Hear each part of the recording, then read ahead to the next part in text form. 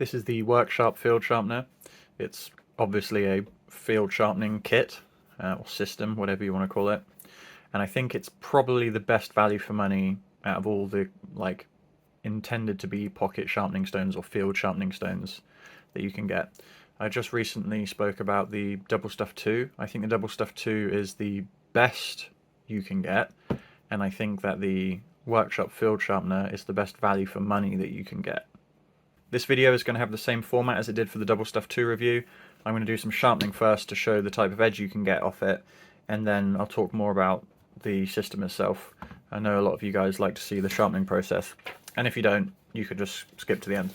I'm going to use a Magna Cut Spyderco Mule again, because it's just a knife that I don't care about. So I've pre-dulled it. It's, it's just not cutting paper, so it's nice and dull. I'm going to start sharpening on the coarse stone, and I've got pretty big hands, but it's not comfortable for me to hold like this, and these angle guides are useless to me because I sharpen at a lower than a 20-degree angle, so it stops me from being able to use much of the stone. So I'm going to pull these out and just hold these in my hand. This is the coarse stone. It starts at, I think it's around 320. It doesn't actually say. I think it's 320, 400 or something. You guys can figure that out. So I'm just going to do the same thing as usual. I'm just going to apex on this coarse stone, build a burr on one side, and then flip it, and then minimize the burr a bit. Oh, almost cut myself. That's a typical thing for me. It's really difficult for me to work around this tripod. I say that every video, but it's always true. So there's a big burr up by the tip, big enough for me to feel it with my hand. And it feels like there's a burr at the bottom as well. It's difficult for me to tell because I don't seem to have much sensation in my thumb. Yeah, there's a burr all the way along there. So I'm just going to flip that. That was real quick. I dulled that quite a lot on a Spyderco medium. Just drag the edge straight across it.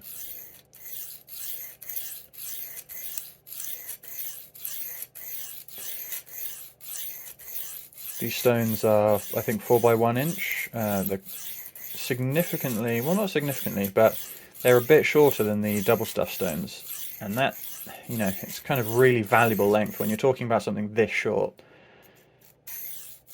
Anything extra you can get is really, really worth having. And this is, in the realm of almost cutting my fingers because it's so short. Okay, big burr on this side, too much burr.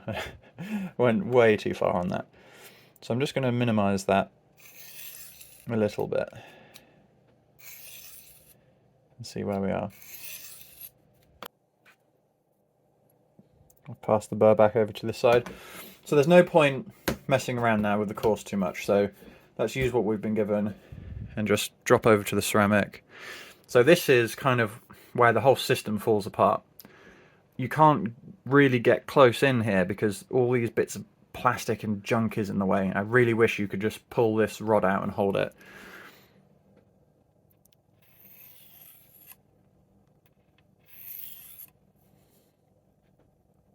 Yeah, so this angle guide is stopping me from getting in here, so I'm starting here on the stone.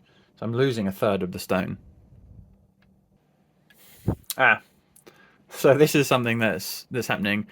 The oversized guard ricasso area on the mule is hitting into this plastic here, so I'm struggling to get up near the heel area.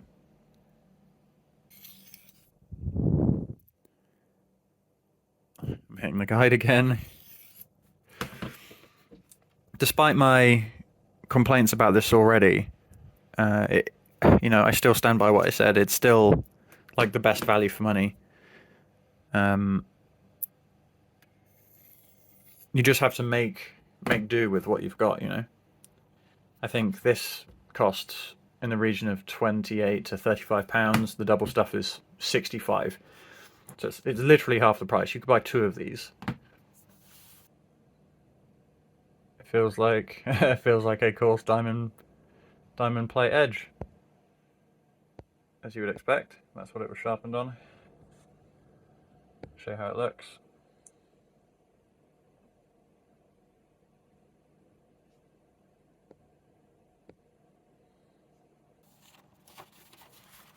So we'll go back to this paper and see how it cuts. That's a very aggressive edge. Very aggressive. I probably could have done a better job deburring than that. I think some of that aggressiveness might be burr. But that's, you know, a really serviceable edge, and you could do better off that stone, but why would you? Because it comes with a fine side too. So I'm going to refine on the fine side a bit, and then we'll see what we get off that. So I'm just going to do the same thing here. The only way I can really tell that I've apexed is if I build a bit of a burr.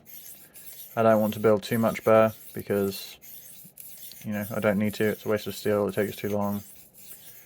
So as soon as it starts to... So as soon as the burr starts to build, I know I've hit the apex.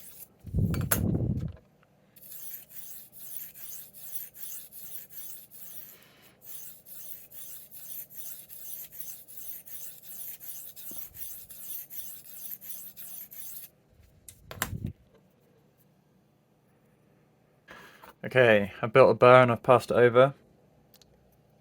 So I'm just going to minimize that on the diamond. Now I'm going to switch over to the ceramic for the final bit of deburring on the stones. I personally wouldn't really do like a scrubbing edge refinement on this ceramic. It's a very low, because it's rounded, there's a low point of contact, so the pressure is like multiplied, and I just don't think you're going to have a very successful time scrubbing backwards and forwards on a ceramic rod. So the edge is looking pretty good now. I'll show you what it's like.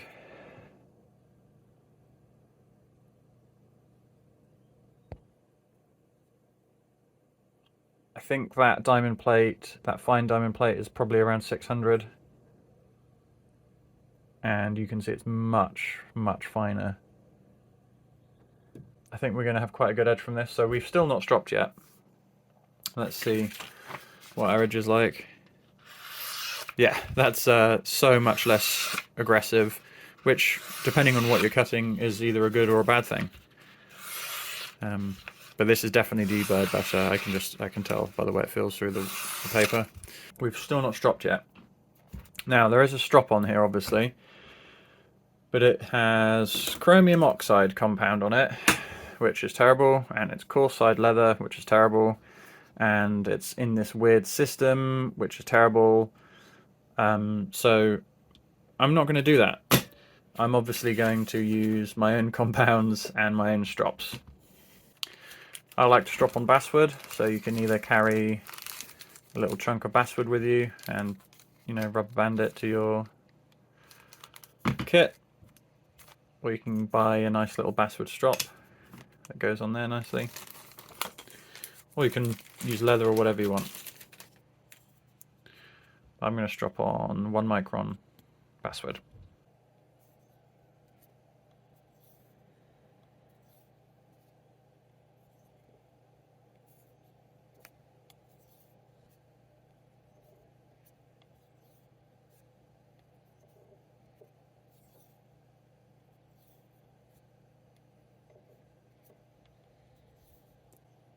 You can see all the steel that's come off on this strop already. So that 1 micron is cutting real quick. Back to some paper.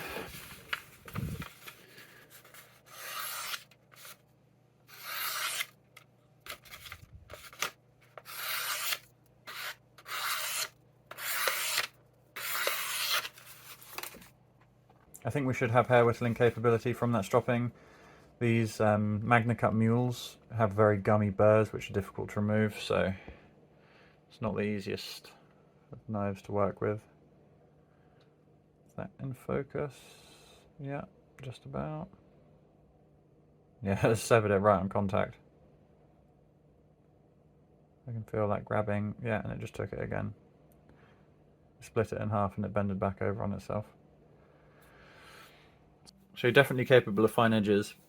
Well, assuming you pair it up with an excellent compound and strop anyway. Sure, you know, this is better than nothing, but